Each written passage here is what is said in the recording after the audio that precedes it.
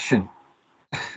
This is Will Richardson here and Nicholas Richardson there. Somewhere in Europe, I'm somewhere in the United States at a secret location, undisclosed secret location in my, what I like to think of as my wilderness lair. Your wilderness lair? Yeah, I'm in my wilderness lair. Is that okay with you? You're in Will's wilderness. Exactly. That's where my name comes from. Actually, my real name is Wilderness. Yes. Or Wilderness. And your first name is Lostin. No, my first name is Thornton. Thornton Wilderness. Thornton Wilderness. Mm-hmm. Exactly. So that was a literary reference. I mean, I'm sorry for the obscurity. Thornton Wilderness was the reference. I explain it so that people, and I'll provide footnotes at the end of this. This is my Churchill mug. It says "Keep going" in reverse.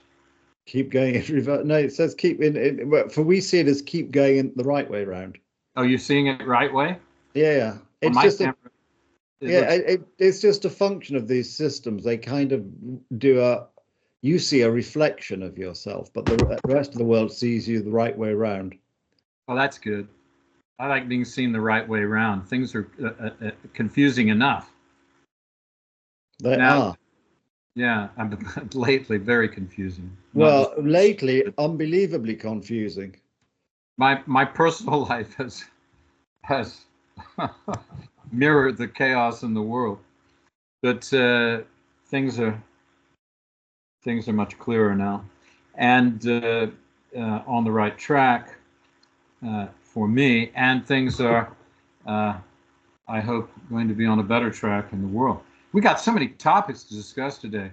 The last time we were talking about the Zelensky and Trump meeting, which took place about 10 days ago in the Oval Office.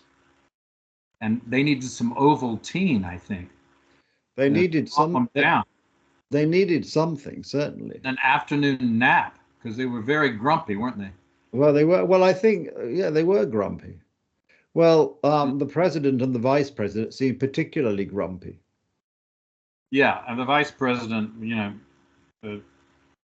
put on his Rottweiler hat and his bad cop hat, and it was really, really sort of bizarre.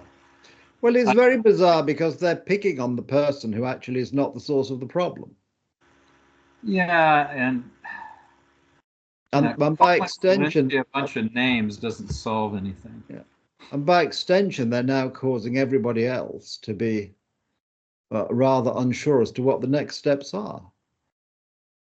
Yes, and they're also. I mean, inadvertently, they're proving the late Dr. Kissinger's adage correct. To be an enemy of America is dangerous. To be an ally of America is fatal. Or to be a friend of America. Nobody knows that better than the British Empire. Well, exactly. As we've mentioned before. But I mean, at all sorts of levels now, things you didn't even think about, people in Europe are now beginning to question.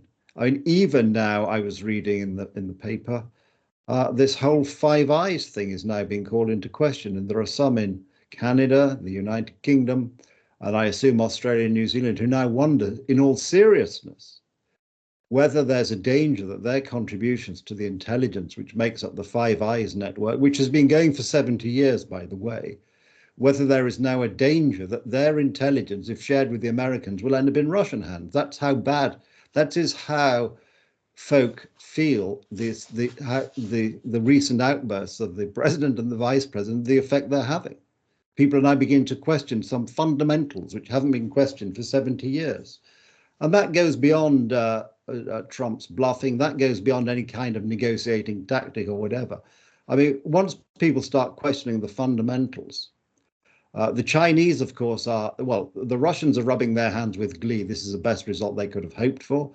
The Chinese are rubbing their hands with glee because they're now saying to the rest of the world, well, look, you probably can't rely on the Americans, but if you're feeling a little lonely in the big world, we're here to help. I can't believe either that the US administration intended for any of this to happen. But the problem is, I say that, and you will probably agree with me based on our experience over the last, going back all the way to the Second World War. But now people who know far more about this than you and I are beginning to question what's going on. And that can't be healthy for anybody. You're right. And we're not supposed to be friends with dictators unless they're from Latin America. I mean, that's what people are, that's the one cardinal rule that they're forgetting here. Latin American dictators, okay, come on down. Other dictators, no, thank you very much. Whether Europe, Africa, or Asia. Well, exactly. And so this is very worrying for everybody. And if I were living in Taiwan now, I'd be a little worried. Is the American guarantee of Taiwan, and if America didn't support Taiwan, then it's a big blow to America, since so much of the semiconductors which power the computers of the Western world are manufactured. And I'm sure Trump wants to bring a lot of that manufacture to the United States, but it hasn't happened yet. And I'm sure the calculations you and I make on these programs are made at even greater speed by the people whose job it is to know about this stuff in fine detail. And if it's obvious to us, it's certainly obvious to President Xi and his advisors. So I just find the whole thing very bizarre. What Trump should have done, of course, is should have had a nice press conference as usual. They could have both said some nice words. Then he and whoever else could have gone to a quiet room, and they could have said to Zelensky, "Look, we need peace. Everybody's getting fed up. You're now under notice that unless we can see some advances toward peace within the next X number of weeks, the United States will be in a position where our electorate will not continue to support the unconditional supply of assistance to Ukraine." And that could have been perfectly rationally done, perfectly quietly done, outside the glare of all those press, all those cameras and reporters. And there's Zelensky struggling in he speaks English well, but it's still his third language. And even if you're speaking a foreign language and you're speaking a foreign language in a hostile environment, it's doubly difficult to work out what's being said and to actually capture the nuances and to have the time and ability to frame a response which sounds good. Yeah. Well, and this just wasn't. This wasn't. We talked about that last time extensively. Yeah. I didn't want to go back and really revisit that, but no. It's a valid point, and it needs to be. It needs to. I mean, it's worth making over and over. But I'm just saying, people can go back to our previous podcast. They can. Yeah, for an extensive talking about the Oval Office meeting between Zelensky and Trump, and with J.D. Vance jumping in like the Master Avenger in a tag team. By the way, speaking of the Master Avenger in a tag team in wrestling, the wrestling world, I understand. I don't know if it's true, but I understand that there will be, or they are organizing a Trump versus Zelensky wrestling bout. Now, I think that Zelensky has the age and youth going for him, but Trump will have the weight and height advantage. So, I mean, I hope it doesn't end up like the Tyson boxing match, but I think it could be a close run thing, and especially if neither of them washes. It could get weird. It could get weird, yeah. I'd buy a ticket for that. I'd like to, I think you carry this to its nth degree, and the referee will be J.D. Vance, which I think is they ought to find a European referee. Well, I think so, yeah. No, they should get a Japanese referee. Yeah. Somebody, an Asian, a disinterested Asian, or maybe someone from I don't know, Canada, because they'll be torn because they don't like Russia or the United States right now. The Canadians. No, they don't. You saw Prime Minister Trudeau break down in tears and, pull an onion out of his pocket on television. Well, they'll be dealing with Mark Carney now, who's probably made of slightly sterner stuff. Yeah, Mark Carney or Art Carney. I don't care which Carney it is. Yeah.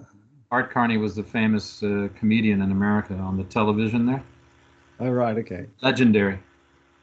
Yeah. So it's, but I mean, this is the strange thing. Why pick on your friends? It just seems to make no sense at all, and let your enemies just redouble their efforts to destroy Ukraine. It's New York versus the world. Yeah, well, it will be if he's not careful. This is how you do it in the Apple, and everybody else can go hang, right? Yeah, except the whole structure we've had in the last umpteen years since the war, of course, has worked to America's advantage as well as everybody Well, of else. course, it's established American business and trade routes protected by the U.S. Navy. That people are acting as if America's got nothing out of this deal. It's ridiculous. Ask any of the multinational corporations what they've got out of it. Ask the American consumer what they've got out of it, and you'll find that it's been pretty beneficial for the American economy, all in all. And because don't forget, when we talk about these tariffs, we make a lot of, not we, not you and me, but American companies make a lot of things, a huge amount of products abroad. Of So course. using foreign labor at a very cheap rate. So this is real hagiography. I mean, the point is, the reason so much American stuff is manufactured elsewhere is because so many big American businesses, advised by big American consultancy firms like McKinsey, Mitch Romney, of course, a good example, decided they could make more money by removing the jobs from Detroit and elsewhere and putting them in Canada, Mexico, and other manufacturing centers. It wasn't that the world ganged up on the United States. It was those running big business in the United States decided to locate their manufacturing capability in other countries. And for Trump to turn around and then say it's those countries' fault, it's not their fault. This is the fault of big business. Yeah, I mean, it's not a fault. It's just a choice. And okay, we can determine that it has benefits and everything costs, but it has benefits and it has drawbacks. But to say it's a one-way street is ridiculous. And America got out of Europe guarding Europe, and Europeans buying American weapons and buying American products, and exactly. Also opening up Europe for American production of American products. Procter & Gamble has production, for example, Johnson & Johnson, all over Europe, almost every country. So that makes sense. Certainly every reasonably large country. And to say it's all one way is just, well, frankly, it's hayseed logic. Well, exactly. I agree with you. It is. And this is the problem, though. Yeah.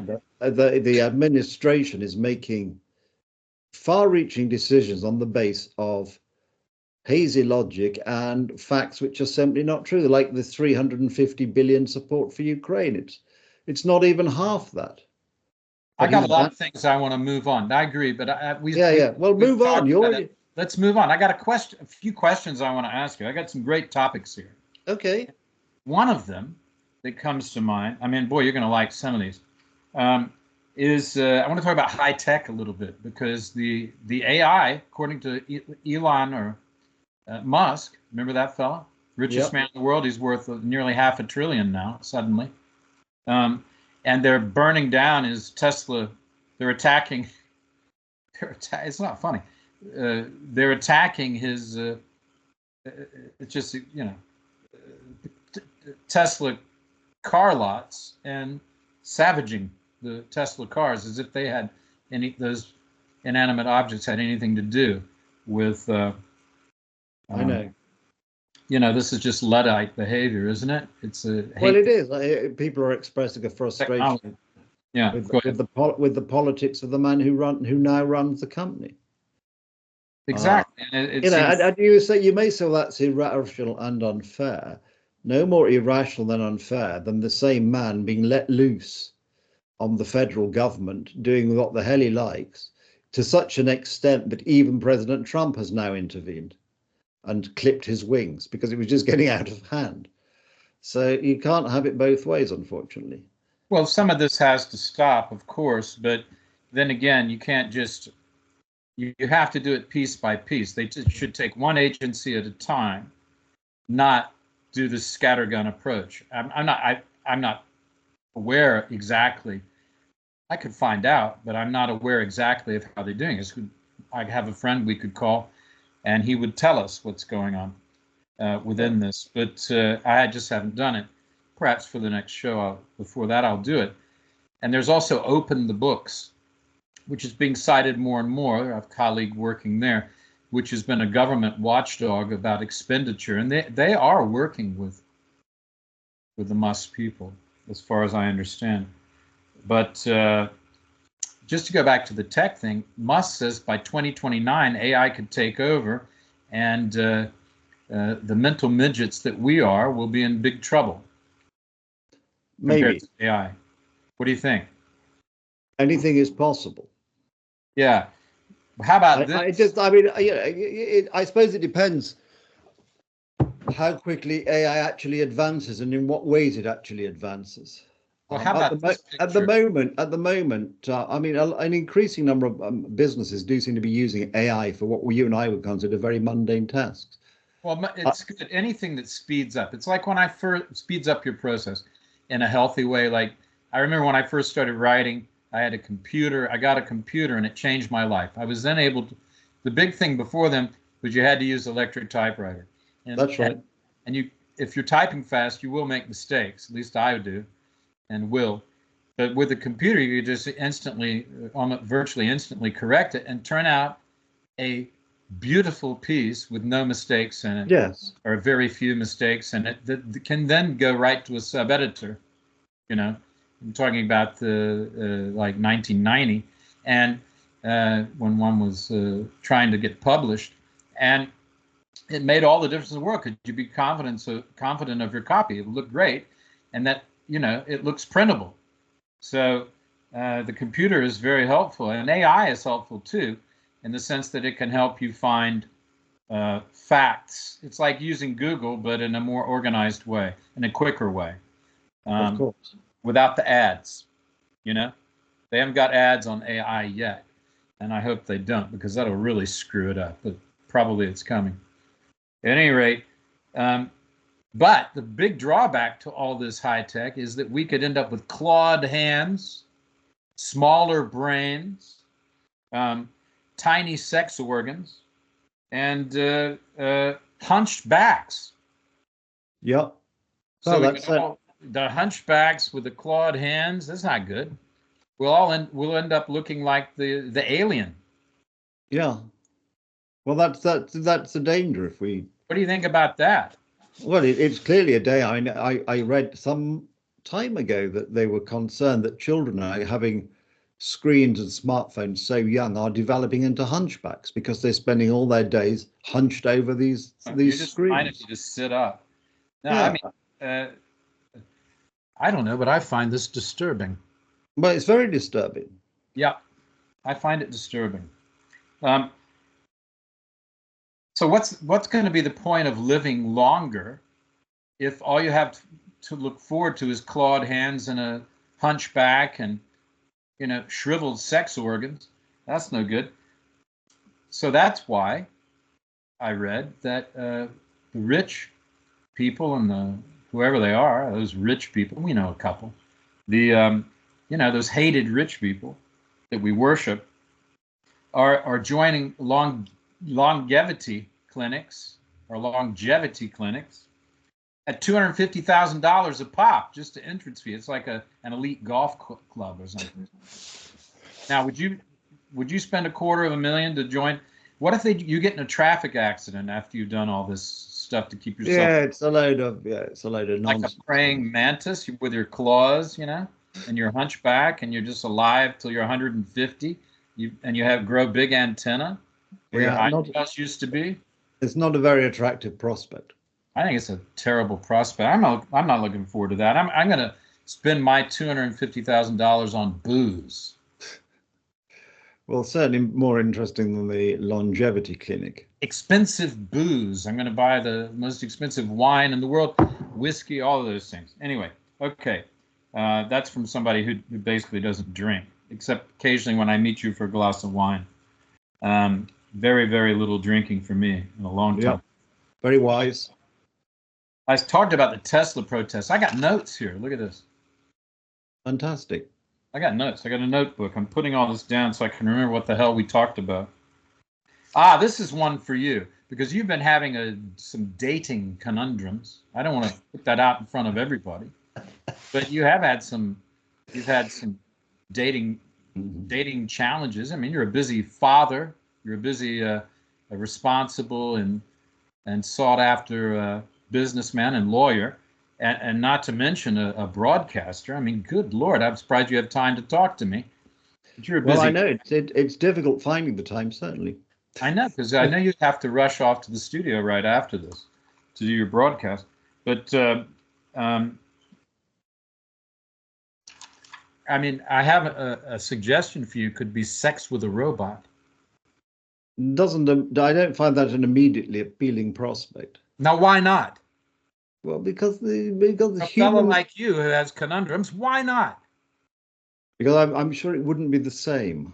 Well, they won't care about your hunchback and your clawed hands.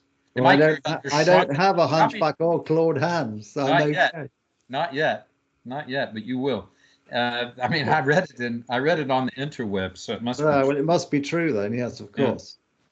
Here's one. No, I mean, you raise an interesting point in the sense that I try to do that. Yeah, I know, but in the sense that since COVID, for example, more people are working at home. They're reliant on machines. They're not getting out to meet other people. Generally speaking, they're not going to offices as much. So their ability to communicate live with other human beings is not what it once was. So anything which is predicated on meeting another human being, another live human being, has become more difficult. People, and not for you and I, but younger people have lost the ability to communicate with each other. They can't. You even see them sitting together on park benches or in sofas in houses, communicating with people they're sitting next to via their screens. I mean, it's. You know what I do when I see them clustered like that? You know what I do? I bang their little heads together. Well, yeah, you're probably doing them a favor, because people are giving up real life connection for online connection, and by definition, it's just not as good.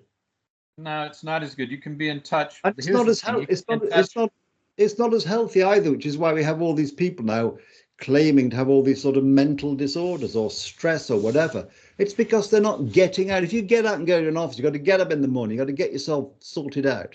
You've got to walk to a bus stop or a metro stop, or if nothing else, you've got to walk to your car. You've then got to make your journey. You've then got, at the end of the journey, you've got to find your way from wherever your journey ends, typically to your place of work. In doing that, you are meeting other people. And when you're at your place of work, there will be, depending on your job, there will be times during the day when you will stop what you're doing and you will go to a place either to get a cup of coffee or to have lunch where you will talk to other people. Life will be normal. You'll have a sense of perspective. Sitting at home, huddled over your computer, you get none of this. And then you become prey to all sorts, you become more depressed.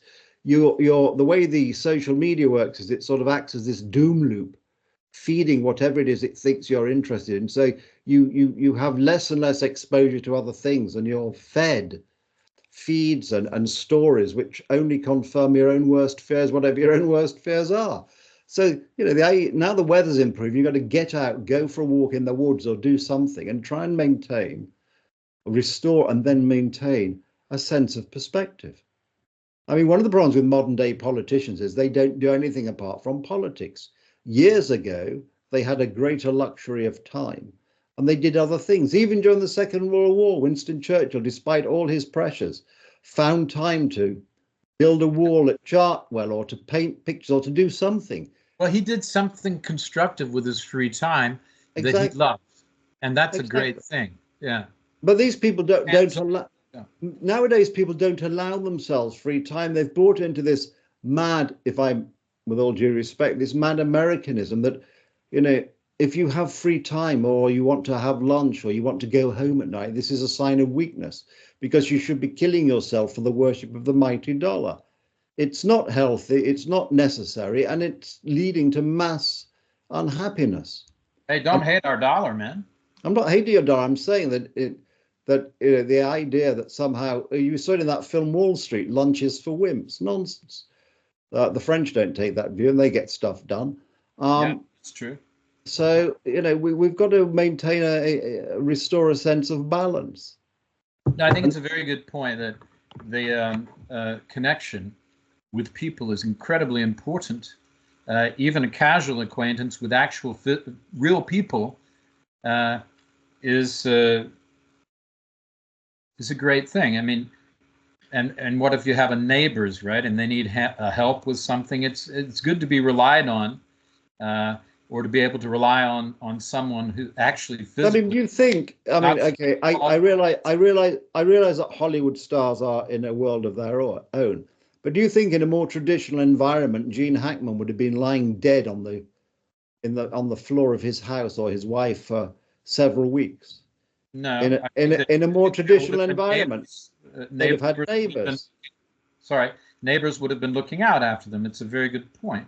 Exactly, and this is happening up and down in all sorts of, in normal towns and cities. People are losing contact with other human beings.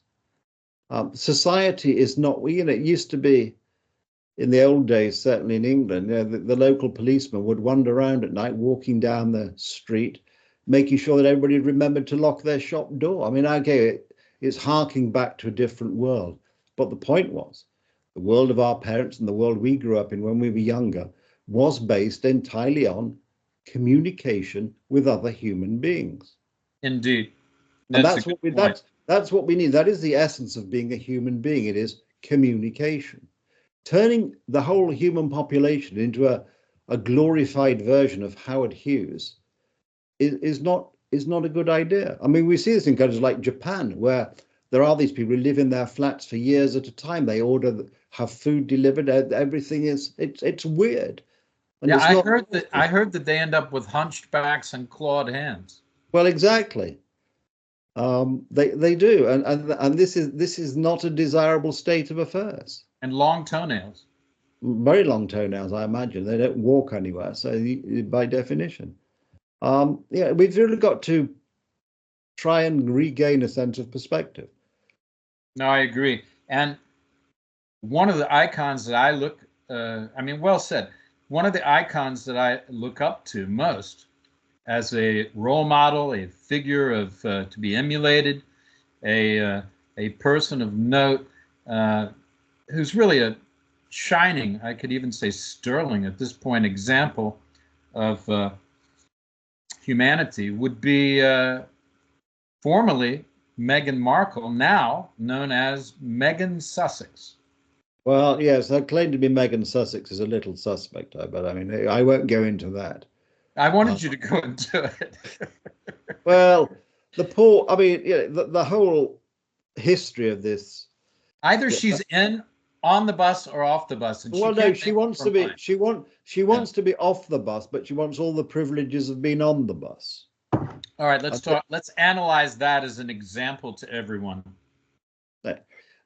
She married a member of the royal family, and then she decided, or they both decided, that actually being a member of the royal family was a bit difficult because you had to do things you might not want to do, which is, of course, the essence of duty, by the way. And so they announced on their website under the name Sussex Royal that they were going to be half in and half out, without having consulted anybody, least of all her late Majesty the Queen. And of course, they were then told in no uncertain terms, well, you can't be half in and half out. You're either in or you're out. And by the way, you can't use the title royal for commercial advantage, which has been a long-standing rule for a long time. And so they decided, well, they were going to be out because they wanted peace and quiet for their family, etc., etc. Fine, understand. Nobody would argue with that. They then went to America, where they have done everything possible not to have peace and quiet, but to bring themselves to the attention of the press and the media and the rest of the media at every available opportunity. And they have made a lot of money out of essentially The only reason anybody is interested in either of them is because of their royal connections. And they have made a lot of money out of those royal connections by trashing those royal connections. You have to think it's very odd for a woman to invite to her wedding people like Oprah Winfrey, the Clooneys, assorted celebrities who she'd never met. And yet she couldn't be bothered to invite any of her family, including her father, the man who had actually looked after her while her mother was not available. And they lecture the world on being good and being kind. And they have both treated their respective families in the most abhorrent way. And the late Queen and Prince Philip, when they were alive, in the last couple of years of their lives, will have been made miserable by these antics, miserable by these antics. And that's why the British people in particular have very little time for them now, because everybody loved the Queen. And if they didn't love her, they admired what she stood for and what she'd actually done. And to see the worry that they caused her in the last year of her life is just unacceptable to most people. And because she was born and served the country as monarch for 70 years, and I know it's much easier if you're born into it, but for her, duty was first, second, and third. She didn't live a life of lavish expenditure. It may have appeared that to the outside world, but she lived very frugally, in actual fact, and it was all about doing duty, being available on a rainy Monday afternoon to fly somewhere to open a hospital, because that meant a lot to the people whose hospital she was opening. And there was that time when, but before they were married, the Queen took Meghan Markle, as she then was, with her to Chester, I think it was, on a royal tour, and there were the members of the royal household there to guide Meghan Markle as to what should be done, how it was going to be. And Meghan Markle just wasn't interested. She sat all afternoon when she could, looking at her phone, scrolling through her phone, and then was heard to remark, well, I should be paid for this. I'm sorry, this doesn't work like that.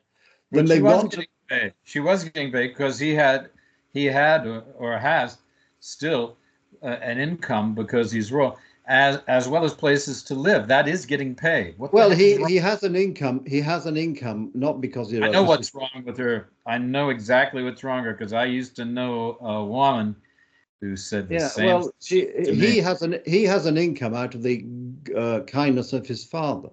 They occupy no official royal capacity, so they don't receive anything from the civil list, for example. And they were offered accommodation at Windsor, which they kind of turned down. I thought it was Frogmore, wasn't it? Yeah, Frogmore Cottage. Yes, it's called a cottage. It's actually a very big house, but there we are. Yeah. It's a big house. Is that on the grounds at Windsor? I can't remember. Yeah, it is. It's on the estate. But the point is that I can understand people wanting privacy and in today's mad world not wanting all the aggravation, but then to court publicity at every available opportunity seems completely counter to what they said they wanted. And unfortunately, even sadder is Harry was very highly thought of, the work he did for Invictus Games, etc., etc., etc. And for him, his life must be miserable in Montecito. He's deprived of his family. He's deprived of his friends from his army days, from his school days. He's deprived of the sort of activities he used to enjoy doing. He's deprived of being involved. And he's increasingly looking like this pathetic character carrying Meghan Markle's handbag. He had his own abdication moment, didn't he? Like he his great-grandfather. Yeah, right? He did. And this is immensely sad. Grand-uncle. Immensely sad to see. But there we are. That was their choice. I suspect Harry didn't realize what he was getting into at any stage of the process. Listen, let's move on. That's very good commentary, and it just goes to what your commentary goes to the way I initiated that section about them. I wasn't being serious, of course, about them being an example, her being an example. She's an example of how not to behave, not how to behave. Anyway, this is pretty obvious. Let's move on to cap our conversation with some news from Central Europe and the war. Which is something that you're reporting on all the time. Give us just a brief update, and then I'll ask you a couple things. Well, the war is proceeding. looking at it from the Ukrainian point of view, it has been very bad that they have been without the ability to use as many long-range missiles as they want. They're effectively blind, which is having a profound effect on the frontier, the Kursk area in particular, and other parts of the front, where the Ukrainian forces are in real danger now because they can't see what's coming, essentially. So that's bad. As I hinted to earlier, the other point is folk are now increasingly worried about two things. One is, can America, the United States, be relied upon to support us? Two, which is a rather more subtle point, is all this expensive weaponry we have bought from the United States. Do we face the danger that one day Trump instructs somebody not to give us the spare parts, not to give us the software updates, not to supply the software on which all these increasingly sophisticated weapon systems are operating? And this is becoming a real concern now. You have to wonder. I'm sorry. Poland in particular, as you know, Poland in particular has spent a vast amount of money on equipping itself with American F-35s, Abrams tanks, etc., etc. And so it is an increasing worry now. What does being reliant on the United States actually really mean anymore? And that's a tremendous change to what has essentially been the situation since the end of the Second World War, that America was a reliable ally. And people are now, as I mentioned earlier, about the Five Eyes system, which is not a particularly East European thing, but it's still part of the same concept that is worrying Western allies. Is NATO still going to exist? Can we rely on NATO? What does the American guarantee mean? Is Article 5 of the NATO treaty safe? And, you know, I think where Trump fails to realize or is willfully ignorant of the fact, Article 5 has only been invoked once, which is after September the 11th. And many countries without thinking, came to the support of the United States, including Ukraine, supported the United States in Iraq and Afghanistan at great cost in human life, at great cost in money. Yes. And not one of them asked the United States either for money or for access to the United States mineral resources. That's true. And I'll tell you this as well. It's a good point that you raised, because I heard a very prominent conservative voice. I'm trying to remember who it was exactly. I think it was Steve Bannon, although he is rather on the fringe there, saying, why should we help NATO? Why should we be a member of NATO anymore? Would Europe help us if we were in a crisis? And immediately I thought of what you just said. How do you miss the response, not only to 9/11, but also to the Iraq and Afghanistan longer-term conflicts? So, in which European countries did help quite a lot. So that was, I mean, rather short-sighted. Steve Bannon and others are not stupid people. So it does beg a belief that they are so ignorant, or pretend to be so ignorant, about recent events. It's got to be pretend, doesn't it? Well, I hope for everybody's sake it is pretend, but you begin to wonder.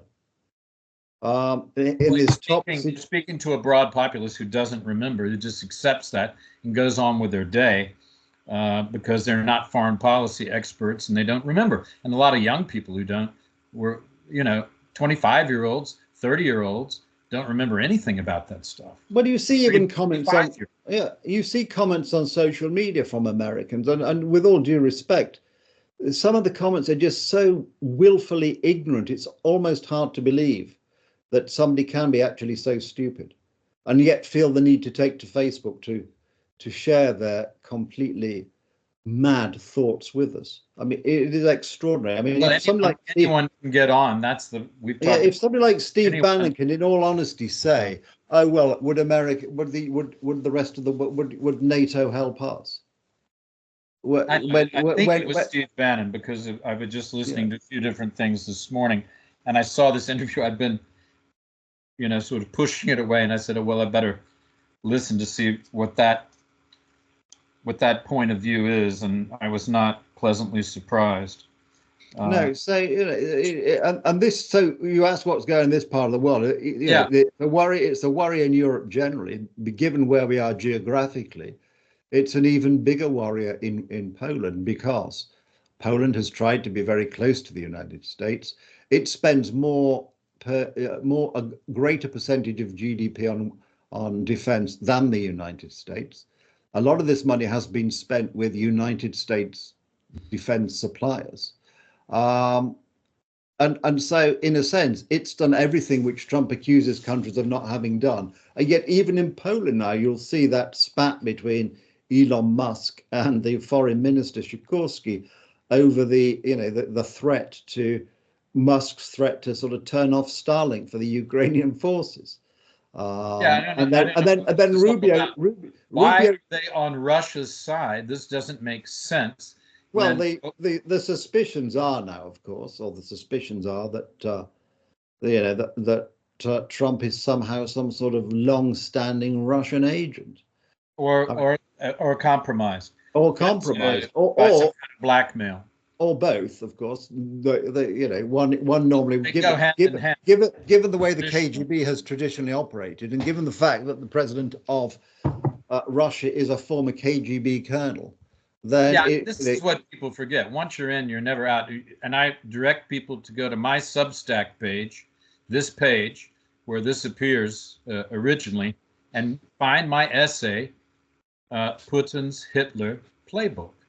Putin's Hitler Playbook explains exactly how Putin got to this point. And if anybody would like, I don't know if you could actually see it on the screen. I think I'm going to write a book. Yeah, but there you go. That's a book that's well worth reading.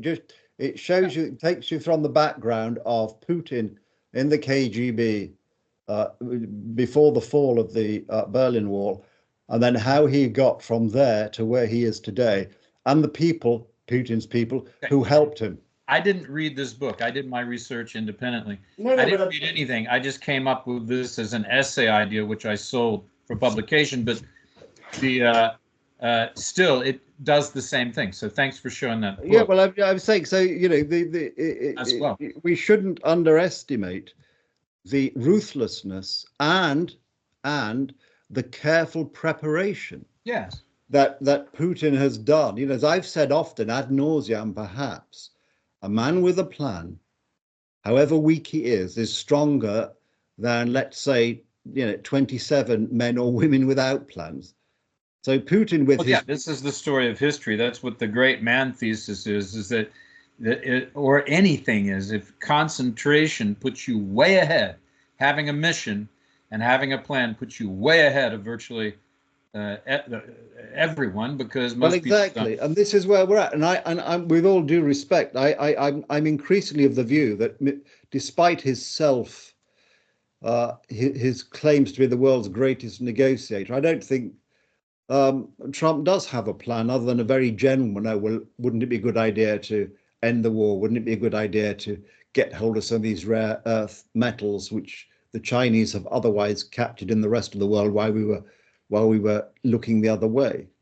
Well, I don't think that just having, I agree with that, but I mean, with your point, but it should be looked at. But I don't think that having more American businesses on the ground stops Putin invading, because there were plenty of American businesses on the ground and American citizens on the ground when Putin started this back in 2014. In fact, I was on the Maidan. Hang on, I was on the Maidan twice. Yeah, I was there twice. Once before Crimea, once after Crimea, and before Donetsk invasion, and it was, I can tell you, a fraught time, and despite heavy American presence in business and other functions, NGOs and things like that, it didn't deter the Russians from invading at all, not one bit. No, I was just about to add, more recently, and you've had some of them on your programs.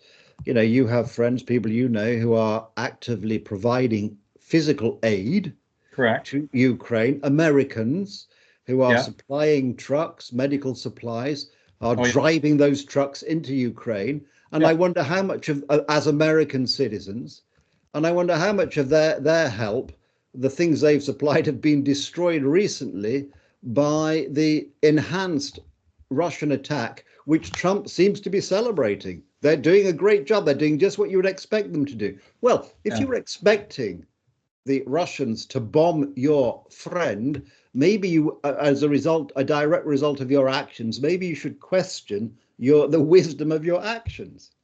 This is extraordinary. It's as if he's done a deal with Putin. Say, look, you can have half of Ukraine, we'll have half of Ukraine, and we'll call it quits. It's extraordinary.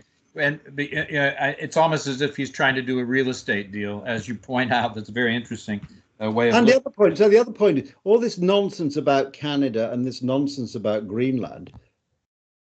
Doesn't Trump realize he's actually saying, well, I can have Greenland and I'll take Canada. You can have Ukraine. Oh, and Mr. President Xi, you can have Taiwan. How does he, with a straight face, actually expect Russia to not want to take more and China not to want to take more when they see him effectively threatening peaceful allies? Denmark, Canada. We should be pitting China against Russia. We should be pitting China against Russia and using Siberia as the bait. That's what makes sense geopolitically. But the idea that anybody caused this war except the Russians is ridiculous. Well, of course it is. And the people who go back are and say, oh, well, NATO encroached. This is nonsense. It's not about that. Russia and other countries guaranteed that Ukraine would be sovereign if they gave up their nuclear weapons. This is the main. That is the main legal point. All other points. And if you don't understand that, you're kidding yourself. That is giving up your puissance, as the French would say, your power, as the French would say. And by doing that, Ukraine put itself at the mercy of its allies as well as the Russians. So it's ridiculous to say that Russia felt threatened. Really, didn't stop them invading all these other countries. Georgia, Moldavia, Transnistria, they carved off. Didn't stop them tightening their grip on Belarus. It didn't stop them also in the Middle East, in Syria. It didn't stop them trying to have a naval base in Cyprus. They've been kicked out now.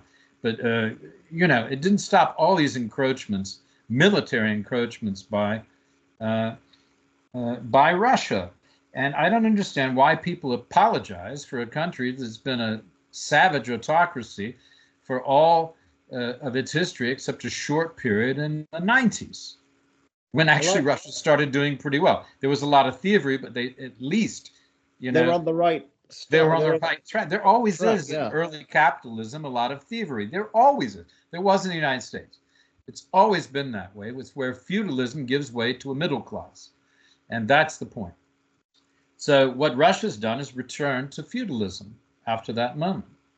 Essentially, yes. Yeah, and that shouldn't fly with any American president. At least, I mean, you can deal with them as they are, but you have to admit how they are, and you can't deal with them as if you were dealing with another American and doing real estate in New York or any other place, right? Well, that's the point. Not only that, but Trump's got a bit of money now. I think he made a lot on Bitcoin. He's got a much bigger fortune than he had, which actually should be highlighted. But Putin is one of the richest people in the world, if not the richest person in the world, from his gotten gains by being the leader of Russia, right? Do you accept that? I think it's true, isn't it? I think that's what generally reckoned to be, that he's far wealthier than we might imagine. Yeah, and therefore a lot more powerful. He doesn't really need anyone else. But the problem is, when you get that powerful and you're an autocrat, you can always be taken down like that in a rush of instants. Well, that's probably what he's worried about ultimately, Yeah. because he's not as if he can wake up tomorrow and say, you know what, chaps, I'm going to retire. Why don't you take over? Because I'm not sure that he will be allowed to have a peaceful retirement somehow. Mm-hmm. And he'd have to spend it in Russia. I mean, he's not going to go and live in the south of France, is he, or some other desirable place, no matter how much Well, money. he's never going to be safe anywhere else. I mean, he's never safe the rest of his life after what he's done. No. There are numerous hit squads out to get him as soon as he would try anything. He's a prisoner in Moscow or in Yeah. Russia. Well, I'm not sure that would appeal to me, not for all the money in the world. Well, it didn't appeal to Guy Burgess, did it? Well, I think no. I think there's that marvelous Alan Bennett play, An Englishman Abroad, which kind of shows you, which was very, Yeah, very good. well cited. That's a brilliant play. Guy That's a Burgess brilliant play. Yeah, I think a lot of these people, when they got to Moscow, they were disappointed what they'd done, the sheer drudgery of life there. Yeah, And of course, Guy Burgess, the Russians didn't want Guy Burgess. The one they wanted was Philby. Philby, And of course. Philby was the only one who had any subsequent career in Russia with the KGB. Well, Phil made it up with a spoon, and they were glad to see him. But yeah. the others, they did. The others, I think the others were the others were an embarrassment to them. They didn't want them in the first place. Yeah. And the others. Fascinating stuff. But I mean, I can't imagine anything worse than what do you suddenly. have to say about the sheer scale of the treachery? Exactly, that comes to mind immediately. What do you have to say? I mean, treachery is always terrible, really. And it's hard to understand these people who had the best the nation had to offer. They'd had good educations, they had intellectually demanding jobs. Yeah. They lived a very good life in England. And you think, well, why would you turn your back on your country like this? I think it's hatred of capitalism, actually, which is inspired by a blindered reading of Marx, who I find to be virtually unreadable, number one, and two, virtually wrong all the time. Well, Marx is wrong. I mean, what people fail to understand about Marx, it's actually very simple. Marx didn't like the proletariat. He wasn't trying to raise up the proletariat. He was trying to destroy what he called the bourgeoisie. Probably had a chip on his shoulder. And what people should also remember about Marx is Marx lived on the charity of Engels, and Engels's charity was because Daddy Engels had a large factory in Manchester exploiting the workers. So Marx is no basis for anybody or anything other than self-indulgent misunderstanding of economy with a particular axe to grind. Very well said. Can I ask you? I like talking to you, Nick, because you make some pretty good points. That was really good, and capsulization. But may I throw out to you that Poland, the Prime Minister, Donald Tusk, recently said that Poland will pursue, is on the road to the pursuit of a nuclear weapon or nuclear weapons. Well, I think, I don't know how realistic that is as actually. They have the science to do it. Well, yeah, this is, of course, which must be another Trumpian unintended consequence. People now are so worried about whether they can rely on the American nuclear umbrella as part of NATO that they feel if the enemy for the time being is Russia, which has nuclear weapons, to defend themselves because they can't rely on the Americans being there, the United States, that is, then they will have to look at all sorts of advanced weaponry, including access to nuclear weapons. The French, of course, have said they are prepared to make their nuclear deterrent available as a sort of, a team effort to Europe. Germany is quite interested in that. The interesting thing about the French nuclear deterrent, unlike the British one, which relies a lot on cooperation with the United States. I mean, technically, the submarine tubes in our nuclear submarines are exactly the same submarine tubes that the Americans have in your nuclear submarines. I mean, this is how integrated the system is. The French system, of course, like all things French, is completely independent. So it's not dependent on anybody apart from the French. Now, both the British and the French between them, I think, have fewer than 600 nuclear warheads. I mean, 600 nuclear warheads, 10 is enough to destroy the world. Twice what they have in China. Yeah, and whereas, the United States and Russia have about 4,000 each. I mean, this is just ridiculous. But, and then there is the suspicion Russia has 6,000, US has 5,000. Yeah, and the suspicion is, the suspicion is, of course, also that Pakistan and India have them, that Israel probably has access to them, that obviously, therefore, Iran, we know, is trying to develop one. North Korea is probably trying to develop one as well. And what you want to avoid, of course, is this proliferation, for the simple reason that accidents do happen. I don't think, with a couple of close shaves over the last umpteen years, then Russia and the United States have managed to avoid blowing each other up. There have been a couple of very close calls along the way, but the system was robust enough to deal with them. Now, it's interesting that's a good point, because something I was thinking about before we started talking earlier today. In my lair in Wyoming, I'll tell you that. I'm not going to tell you which city in Wyoming. Where I am, but or which place in Wyoming.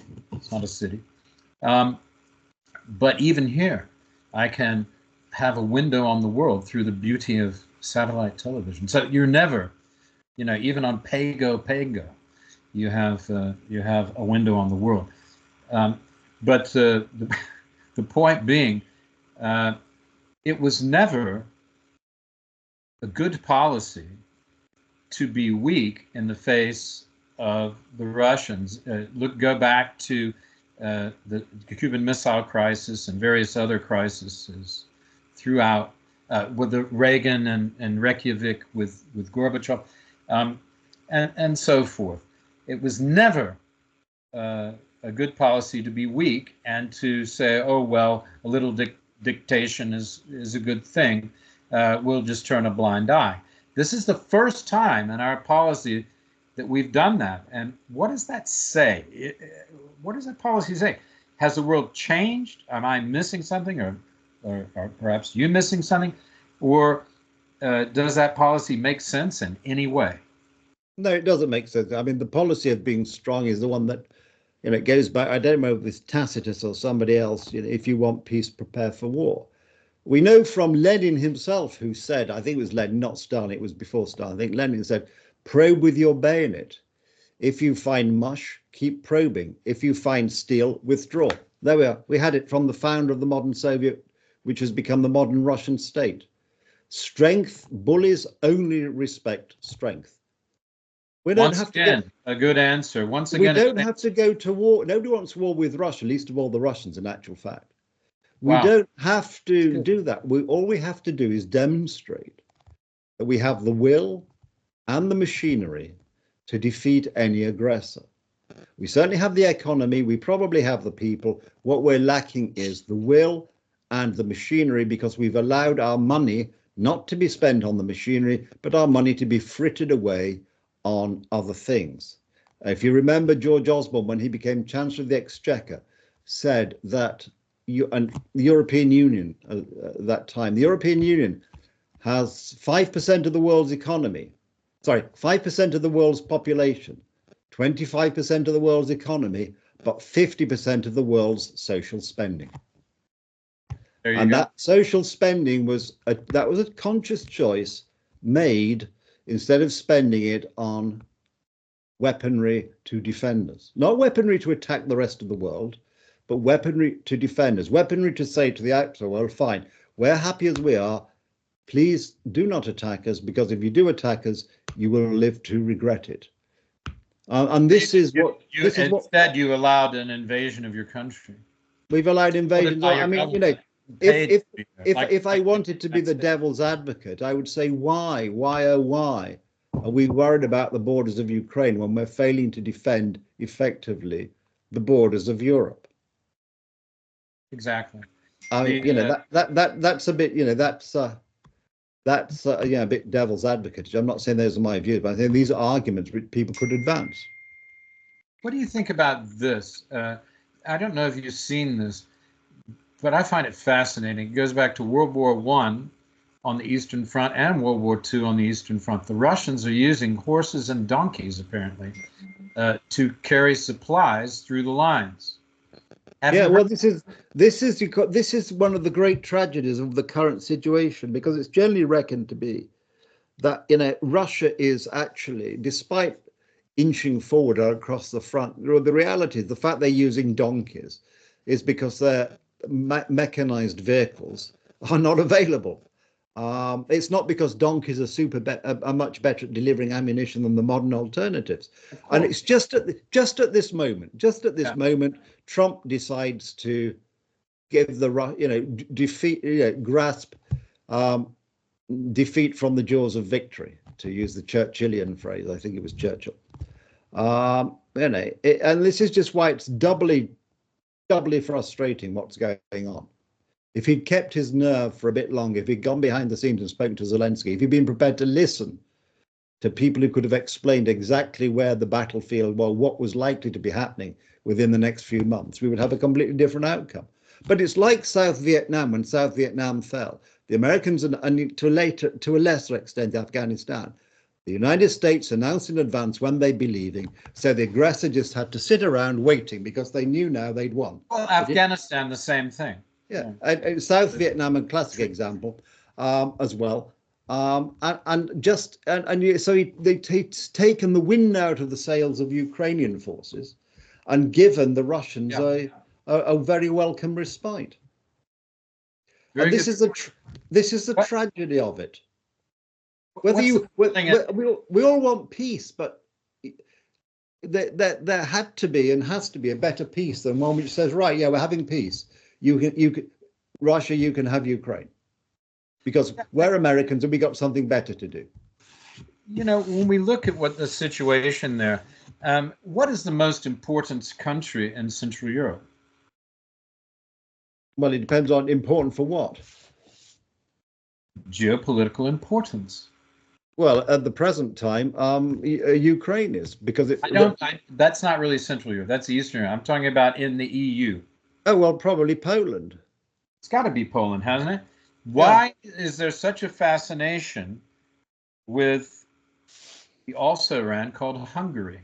I heard even one thing, or I read this, I don't know how credible it is, that Trump was thinking of moving 35,000 troops out of Germany into Hungary. It sounds to me ridiculous. It's certainly ridiculous, yeah. Did you see that piece?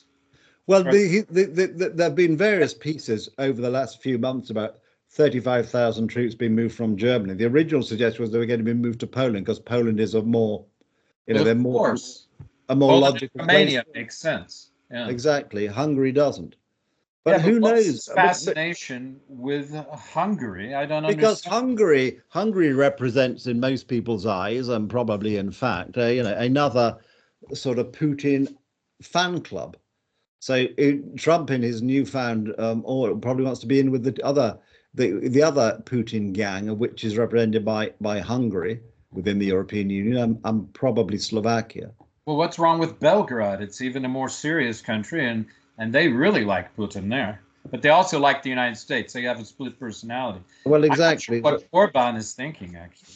Well, I don't know. None of us know what Orban is thinking. I mean, this is part of the problem. All the Central European I think Orban is saying one thing then another thing to get the best deal for Hungary, I suspect, ultimately. Yeah, but who cares about Hungary? It's very few people.